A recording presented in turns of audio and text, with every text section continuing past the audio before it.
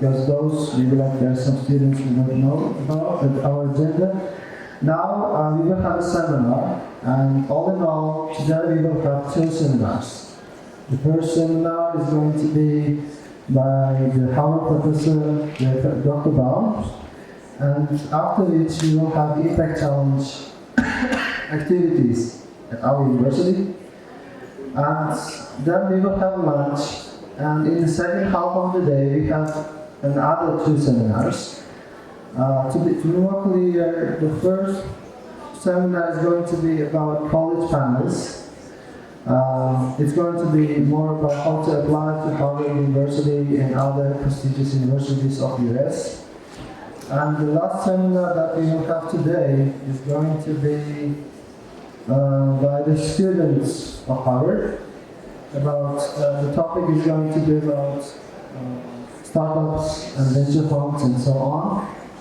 And now I would like to welcome Professor Mariam in the history of our university. First, this is like the first time that we are having the lecture of real Harvard professor, and then for you guys it's also a great opportunity to be in here.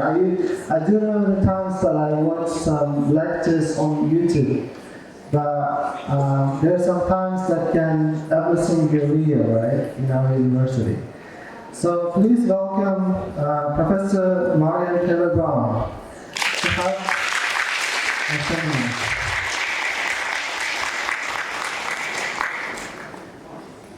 Good morning. Can you hear me okay? Fantastic. We'll try this one more time. Good morning. There we go. Good morning. It is so wonderful to be with all of you. What an incredible honor it is to get to be here today. My name is Dr. Marian Taylor Brown. You are welcome to call me Marian if you would like, or you can also call me Doc or Professor, whatever you're most comfortable with. Today, we're going to be talking about finding your why. And your why at its most basic form, our why is what is behind everything that we do. So it's what we're passionate about, it's why we're here in this world, and it's what we want to spend our lives doing. Sounds kind of ginormous, doesn't it? So we're going to, a little bit, I see some nodding. So we're going to break it down step by step. I'm going to share a bit about my why, and then we're going to talk through what your why is developing into. And I want to put it out there that we're just starting this investigation today, so don't feel like you need to finish the seminar and be like, I know exactly what I'm doing with my life. I continue to come back to these questions every single week of my life. So it's just scaffolding and support on your journey. Does that sound okay? Great. Also, I love participation. I love hearing from you, so I welcome you to write down any questions or notes you may have. What we're going to do today, we're going to have three main stops. In the first one, I'm going to share my why, which is the background on my story and why I'm here with you today.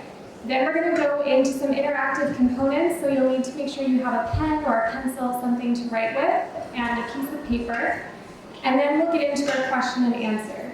If you have burning questions that come up that you're like, oh no, Professor Brown, I need to talk to you about this right now, then feel free to put your hand up, but otherwise we'll save it until the Q&A. Does that sound good for everybody? Yes. Fantastic. Thank you. So with that, I guess it's time to share a little bit about who I am in this world and why I'm here. So I came into this world as a synesthete, which means that I'm highly sensitive to color and that I'm able to really see and perceive things on a very deep level as a result of that. So it was a really natural thing for me to start making art as a young child because it was my way of expressing what I was seeing, what I was understanding in the world. And as a result, art became my first language. I was making art before I could even really talk, and certainly before I could write or read. And I still think of it as my most connected language.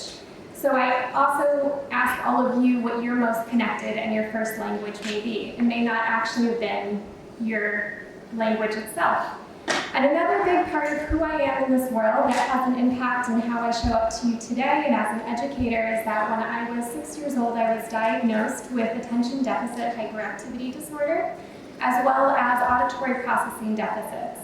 So what that means is that I have neurodivergence. It means that my brain understands and interprets things in a way that are not seen as neurotypical. There's a lot of folks in this world who have all sorts of different ways of thinking and learning, but it's so important to why I'm the educator I am today. And then third, I wanted to share a little bit about the house that I grew up in. So I am the child of two really awesome human beings, two parents that I really admire and adore. My mom is a retired professor of social work, and her career really took off during the HIV and AIDS pandemic. So she was working on family structures and what was considered the forgotten family at the time. And then my father is a still practicing surgeon. He's getting up there, but still doing it every day, so I give him a lot of credit for that. And as a result, I ended up growing up in a household that really valued education, that really centered public health, and that really taught me and my brother, my older brother, to think about what our purpose, what our mission, what our responsibility is here in this world. So whoever it has been that's in your life that reminds you of the importance of your being here today, think of them, have a little bit of gratitude for their presence, and bring them into this room with you. And inevitably, within working in inclusive education and with working in public health, I really got into racial justice and then creative justice work, but I'll share more about that in a moment. Just so that you have an overview of all of the different ways that you can move through your educational path, I want to share some of the ways that I came through higher education. So I did my bachelor's in studio art and education. I studied at Colorado College, which is out in Colorado Springs. I was finishing high school out there as an athlete and stayed. And then I came to Boston for my EDM, so that's my master's in education, focused on arts and education and inclusive education. And then I stayed in Boston and I did my doctorate and my PhD in global inclusion and social development at the University of Massachusetts, Boston. So I know you're going to hear from phenomenal Harvard College students today about their admissions journey and that entire process, but just want you to know that there's so many phenomenal universities and so many ways to weave in and out to find what your purpose is.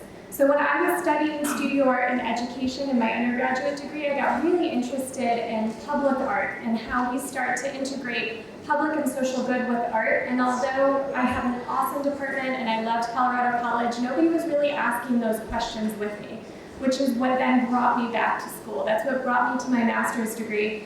And then coming back for my doctorate, that was the result of saying, we're dealing with some really massive, intractably large problems. How do we actually address them together? So whatever is propelling you in your education, just give yourself the time to see what questions come up and how to best answer them. And throughout that educational journey, I ended up developing two really core beliefs. And these have always been inside of me, always part of who I am, but I got to the point of really solidifying them. And the first belief I hold is that artists create innovative solutions to pressing human rights issues, and that they can do this on a global scale. And I think they're particularly well positioned to do that given the creative innovation that is inherent in their work.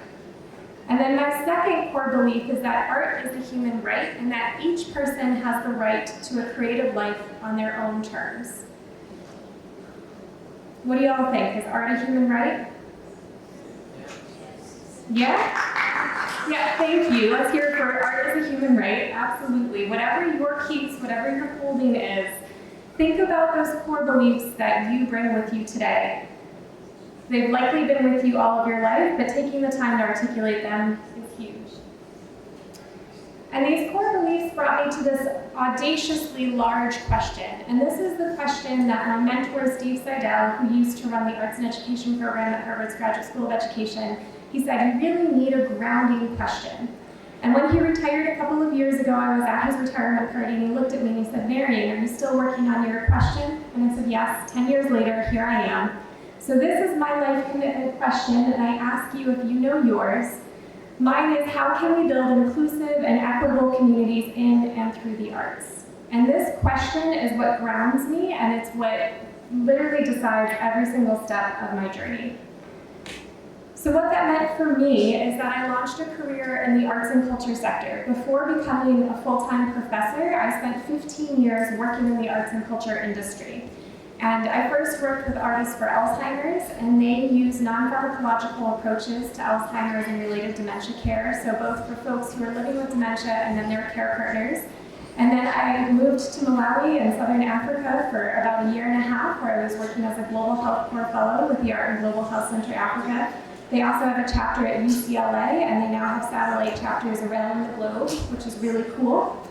And then when I came back to Boston, I started working with Open Door Arts, and Open Door Arts really focuses on creative youth development as well as K-12 inclusive educational practices.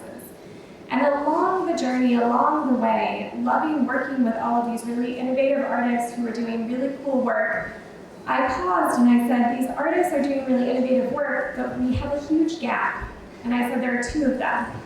The first is that there's a gap in how we're preparing artists to run these businesses. So a lot of solo entrepreneurial artists were trying to create these businesses that they, quite honestly, just didn't have the foundational business acumen or skill set yet to apply. So we said, okay, how do we make sure that these artists have those skills that are necessary for them to thrive for their social mission? And then two, we said the arts and culture sector has a long way to go in order for it to be welcoming and in order for it to be able to really holistically support these artists who are using their work for social change. So with those two questions, we started Arts Connect International in 2014. And for a decade, I got to run this. I was first our founder and director, and then became a co-director when we moved into a new leadership model. And we ran international artist residencies through 15 different countries globally, distributing hundreds of thousands of dollars. We ended up opening a cultural equity incubator space for over 12 arts and cultural organizations that are run predominantly. They're small to mid-sized organizations that are focused on art and social justice. We also did a lot of sector training as well as consulting work. And that work continues on today, even though I transitioned out of the work 2 years ago this month, which is hard to believe and also really wonderful at the same time. So many iterations and ways of being. And then along that path, as I had pointed out to you all, I also went back and did a doctorate in that journey. And that brought me to today, where I'm an assistant professor of arts administration at the University of North Carolina, and I'm also a lecturer on arts education at the Harvard Graduate School of Education. So that means I really love teaching. I really love hanging out with students.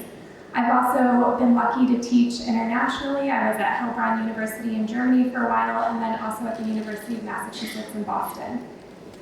The journey takes us many places.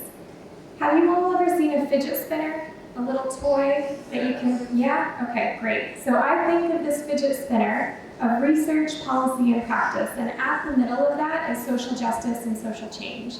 And throughout our career, there might be different aspects of that fidget spinner that you're really focused on. So thinking, especially as you're in high school, you're thinking about what you may want to study, you might be thinking about going more specifically into either research, policy, or practice. And I would ask you to expand your thinking to instead really think about the question and the why behind your work. I know that this fidget spinner is something you'll continue to come back to. So why do I teach? At the core, I teach today and always because I really love helping students to find their why. I want to know what lights you up. I want to know what wakes you up first thing in the morning that gets you to events like this. And I want to know what you're passionate about and what matters to you and your community. So that's what we're going to spend some time doing now. But before I get into your why, do you have any questions? I can do a quick pause. Anything about my path? Feeling good for now? Great. In that case, let's get rolling. So this is where I'm going to ask you to pull out that journal or that place to write, and we're going to give you 7 minutes to really just reflect on these 3 core questions. So what are you passionate about? Within your community, what do you want to see improve or change, and why do these things matter to you? Are we clear on the questions? All right, I'm going to have some mellow music going in the background. These 7 minutes are yours.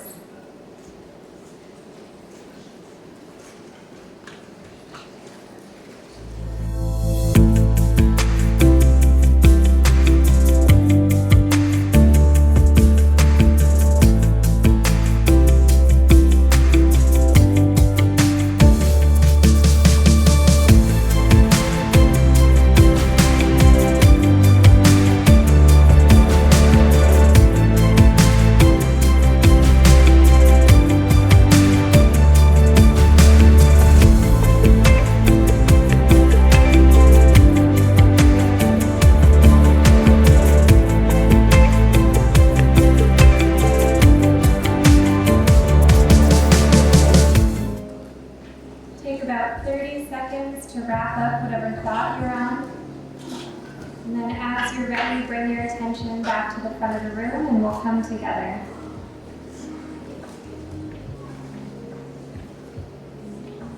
Did everyone have enough time to write? Good to get us started? All right, so now we get to jump into conversation with one another. So I'm going to ask you to turn to a neighbor for a pair and share. You can have a group of 2 to 3 people, but try not to have more than 3 people. And you're going to go over your initial thoughts and your answers to those first questions. This time is for you, so find your partner and get started.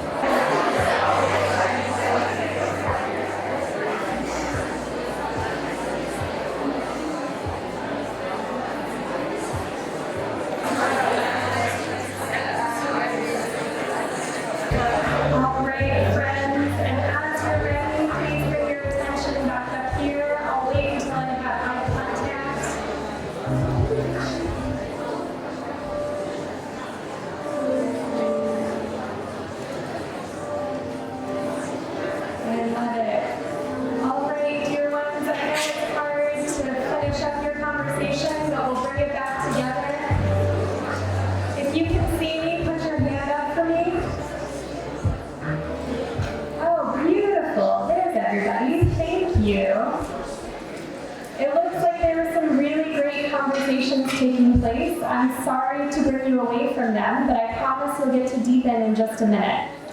Just out of curiosity, who in the room has heard of the United Nations? The UN? I'm pretty sure this university is partners with them, right? Yeah, so the United Nations have this thing called the Sustainable Development Goals. Has anybody heard of those before? There we go. Wait, what was that? I heard there's how many of them? 17. There we go. Fantastic. So we have some knowledge of the Sustainable Development Goals in here. The Sustainable Development Goals were organized by the United Nations, and it was at a convening in 2012 that the initial idea for them was born, but then it was officially voted on in 2015, and then on January 1st, 2016, they became real. They went into action. And as you all brilliantly noted, there are 17 SDGs, and the goal is that by 2030, we will have made measurable progress on all 17 of these SDGs. So let's take a minute and review these 17 together. Have you all seen this before? Yes. Yeah, okay, some of you are like, yep, I've got it tattooed on the back of my hand, I know it, right? It's second nature. So just take a minute and find the Sustainable Development Goals that matter most to you or that are connected to your why. Which of these are really important to you? Take just 2 minutes to write about it. Go back and look at the answers you had from your questions. And I'll read them out loud just in case somebody can't see them up here. 1 is ending poverty. 2 is ending hunger. 3 is good health and well-being. 4 is quality education. 5 is gender equality. 6 is clean water and sanitation. 7 is affordable and clean energy. 8 is decent work and economic growth. 9 is industry, innovation, and infrastructure. 10 is reduced inequalities, 11 is sustainable cities and communities, 12 is responsible consumption and production, 13 is climate action, 14 is life below water, 15 is life on land, 16 is peace and justice, and 17 is partnerships for the goals. Everybody hear that okay? Everybody see them up here? Okay, so take 1 minute, think about which ones are most connected to your why. And then because you were doing so well with it, we're going to turn back to your partners and share your additional thoughts about the SDGs and how they relate to your why. You'll have another 5-ish minutes to talk here. And I will leave the SDGs up here just in case you want to refer back to them. And the Harvard College crew is going to be floating to say hi and to hear what y'all are chatting about, so make sure you get into it. They're going to be stopping by.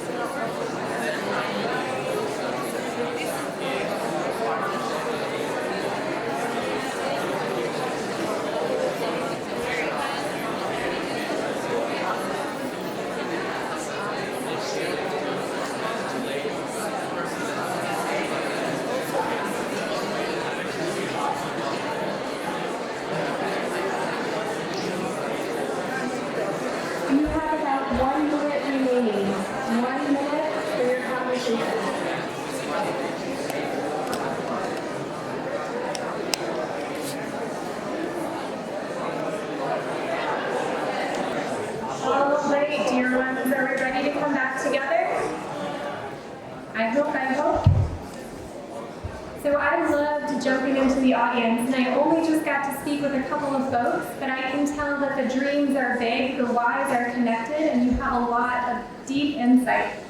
And honestly, I just want to hear more.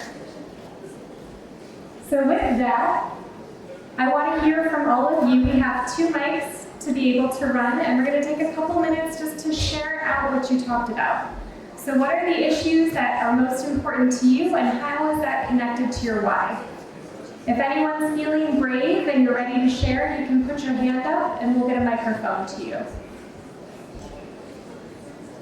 And hi everyone, I'm Zinoza, I'm 15 years old. And so the 2 SDG goals that are mostly connected with my field are the 13th one, the climate action, and the public health, about health and well-being, the third one I guess. Because my field is climate change and it's effect on public health, so these are the most important SDG goals, I guess, for my major. And also the fourth SDG goal, which is quality education, is also important because all SDG goals are connected, and if we teach children from their young age how to be responsible and be a part of, be a responsible citizen in the community, they will act responsibly and help to achieve all those goals. Beautiful. Let's give some love.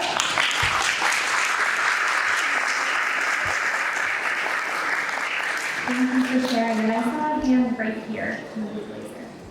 Good morning, everyone. Now, my why is to create something new, technology about transportation system. Because nowadays we have just planes, trains, and cars. Why not? We shouldn't create something like bubble transport system. It will be more efficient, more environmentally friendly, and we won't damage our nature, and we can save this for our next generation. So, and these sustainable development goals, there are nearly all of them are related to this, because let's say life below water, life on land, they're all correlated. So I cannot say we should choose the best from them. We can correlate all of them to my life. Thank you. Thank you.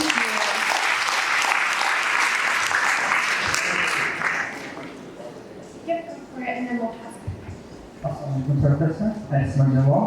So I was passionate about the teaching and giving knowledge to kids especially. Right now I'm working, so as a teacher also. So in my community, I would not like to change or improve, because I just want to bring it back to the initial history.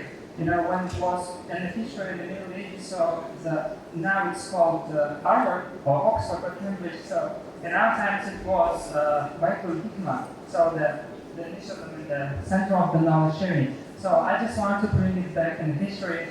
I don't want to change or to improve it. So right now I'm just doing it and trying to work with kids and improve the old quality. And just, you know, and what about sustainable goals? So I would like to change, I would like to choose the fourth one, quality education, and 17th one, partnership for the goals. So the core concept is everything you just summarize, it's all just can come up with only one. Quality education, if you want to teach for the kids and for everyone to study in Harvard or in Uzbekistan, in some it doesn't matter. So it's about the teaching and about quality. So you teach about the gender equality, so we can teach with education. So everything starts with good education, and everything will finish with education. Education is everything, so everything is education. Education is everything. See a very high hand over here with great enthusiasm.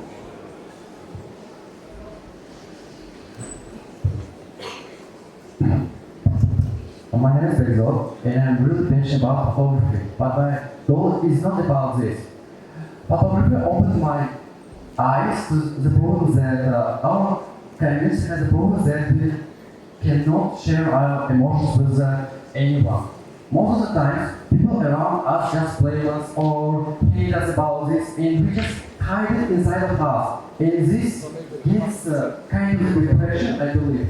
And my vision is to create a community which will help to find some kind of activities to express their emotions.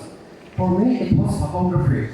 I started it last year, and I took many other photos, and more than 1,000, and even some of my photos got to the newspaper. Amazing.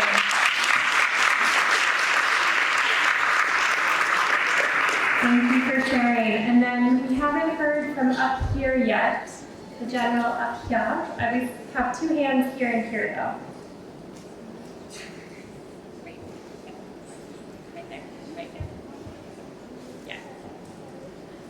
Right behind you. And got behind you. Hello, I'm Amita, I'm 19 years old, and we just discussed with my partner about the SDG 4. It's about the quality of education. You know that some countries are not, they don't have access for the education system. And I'm saying that the problem is that some children, even like some students are not getting the education.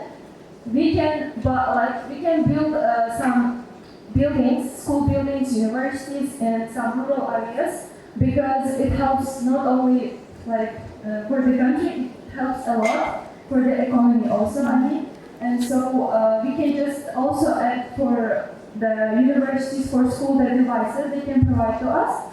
And so that is I guess, the solution that I can say. But education is really important, you know.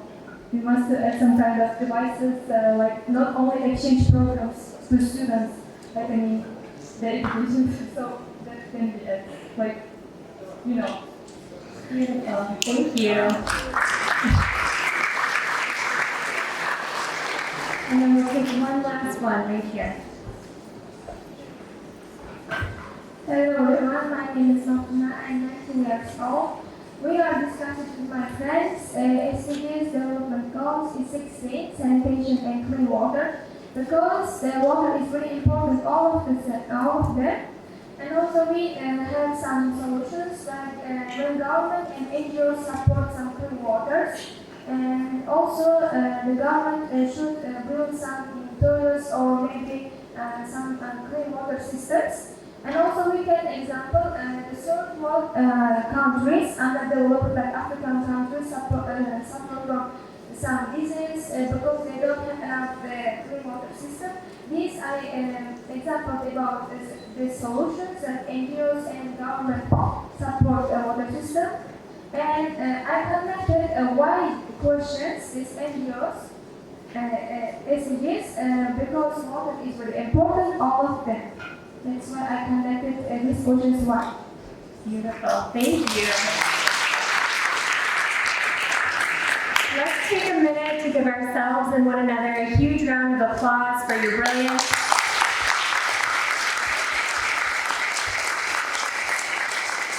I hope that I get to hear from each of you. I know that this particular summit is very tight on time, but I would love to hear your ideas as they continue to evolve. They're very important to me, and it's important that you share them outwardly. Continuing to think about your community and what it is that you want to bring home, that you want to serve within your community is incredibly important, while also keeping that global perspective, that global lens about how we're all connected. And I noticed something when you all were sharing. One is that I heard folks talking about multiple SDGs at the same time. Is that true? Do any of these exist on their own? Not really. No, they're all interconnected, right?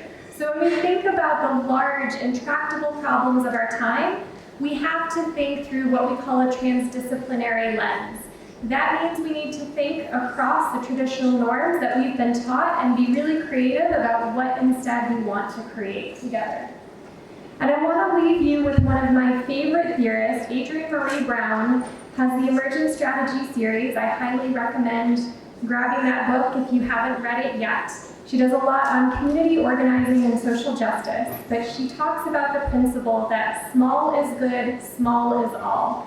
And she has this really beautiful articulation of fractals, which means that everything that we're doing in our day-to-day lives and in our home space reverberates and is seen out in the world at large. So it can be really hard when we're thinking about changing systems to figure out where to start, and I just want to remind each and every one of us, myself included, that it starts with you. It starts with me, it starts with us, it starts with our families, with our communities, and with one another. So please take that with you. Small is good, small is all. And with that, we'll open it up for question and answer. Thank you so much.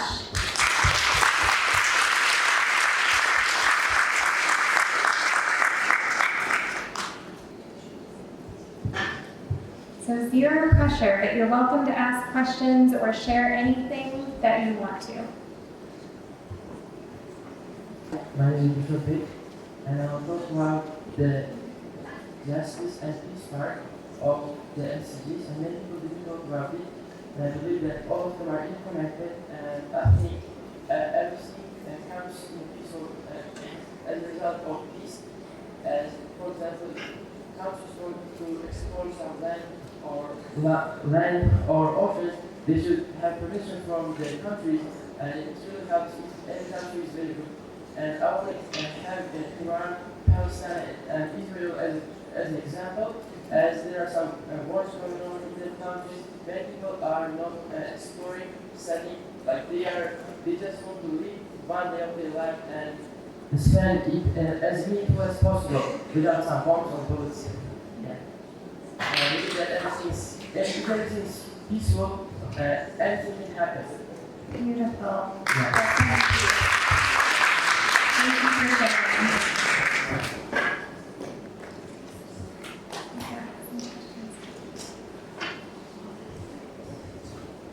And for folks in the back, make sure you just stick your hand way up so that we don't miss you, okay? Got it. So, hi, Dave. So, my question is, you said you were an athlete when you were in a college, yes? I'm sorry, I couldn't hear that.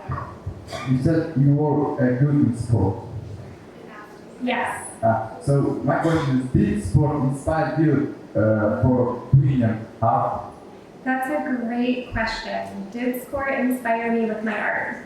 Right? Yeah. Very great question. So I was a professional athlete and worked in the skiing industry for a while, but I played sports all throughout, and I think they go hand in hand for me.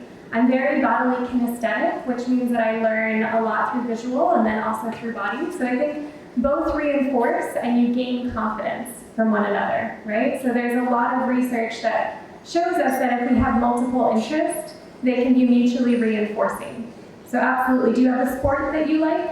Yes, football. Football, beautiful. Yeah, I think all of these things help to teach us many different facets. And like the first classroom I taught in was the mountain, right? And so much of that is still translatable to my classrooms in Cambridge and in North Carolina as well. Great question.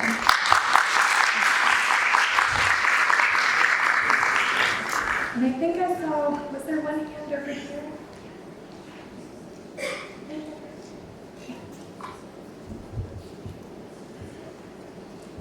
Hi.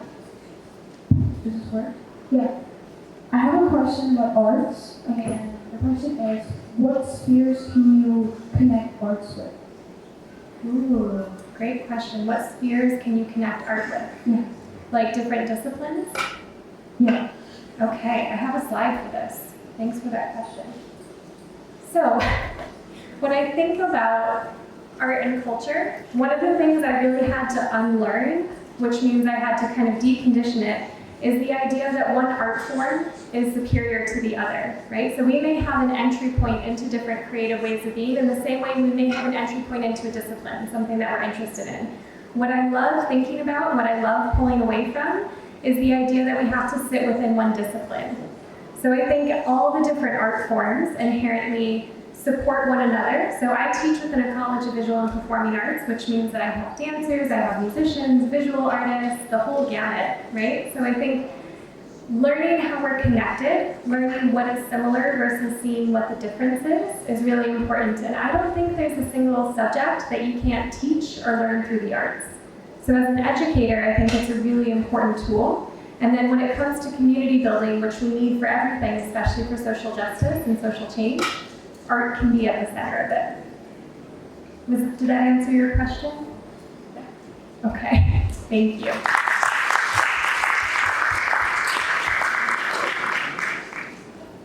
I think we have two here, and then I think we might need to wrap up with these two. Good morning, everyone. So my name is Rob, and I'm 16.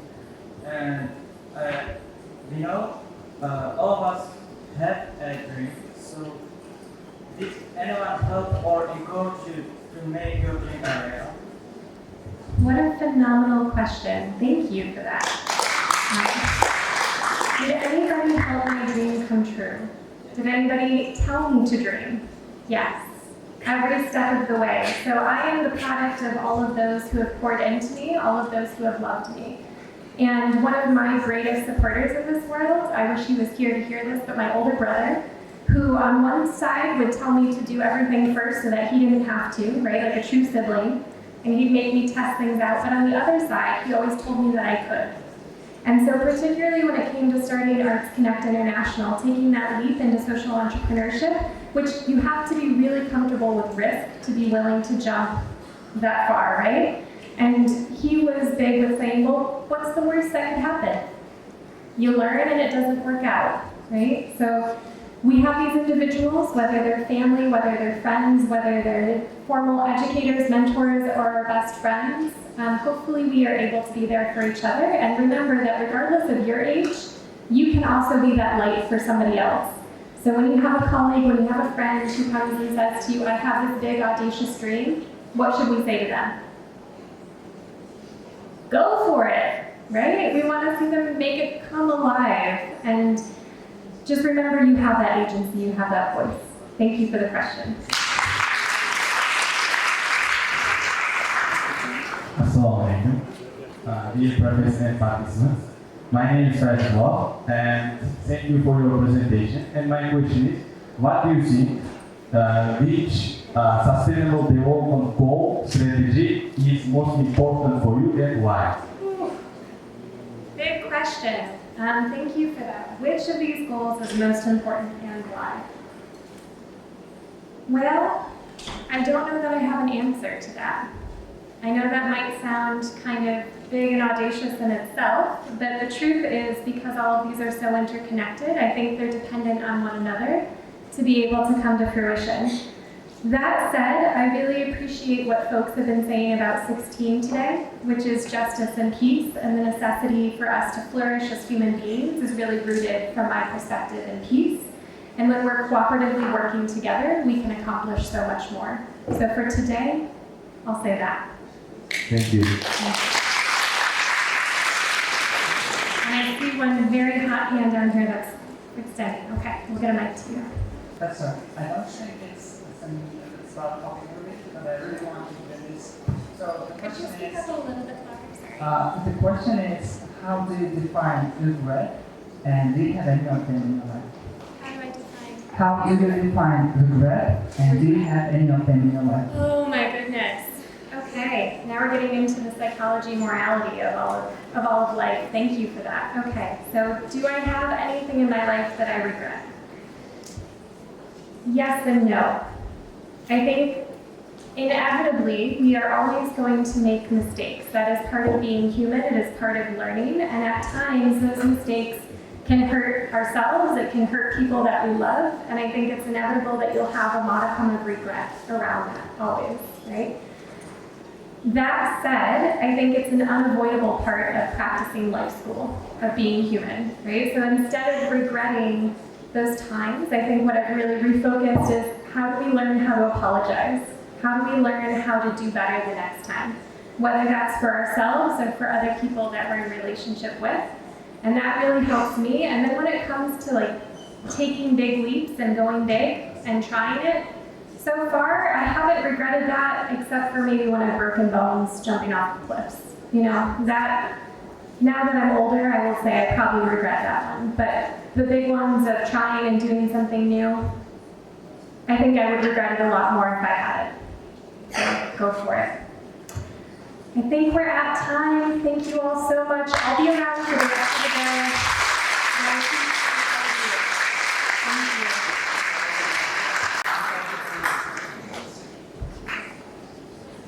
Thank you so much, Professor Brown. Let's give her another round of applause.